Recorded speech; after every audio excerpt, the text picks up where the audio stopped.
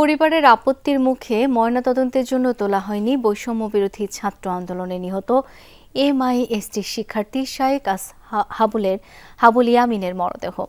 আদালতের নির্দেশে দুপুরে সাভারের ব্যাংকটাউন কবরস্থানে যান ম্যাজিস্ট্রেট, মামলার তদন্তকারী কর্মকর্তা সহ ফরেনসিক বিশেষজ্ঞরা।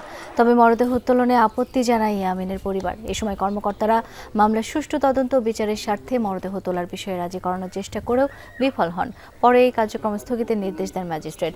বৈষম্য বিরোধী ছাত্র আন্দোলনে গত বছরের 18 জুলাই গুলিতে নিহত হন এমআইএসটির শিক্ষার্থী ইয়ামিন। এই ঘটনায় সাবেক প্রধানমন্ত্রী শেখ হাসিনা সহ 46 জনের নাম উল্লেখ করে সাভার মডেল থানায় হত্যা মামলা হয়। তদন্ত কর্মকর্তার আবেদনের পরিপ্রেক্ষিতে আদালত ময়নাতদন্তের জন্য কবর থেকে মরদেহ উত্তোলনের নির্দেশ দেন। ওনারা আমার কাছে একটি ফরমাল আবেদন দিয়েছেন, যে আবেদনে তিনি উল্লেখ করেছেন যে শহীদ ইয়ামিন শহীদি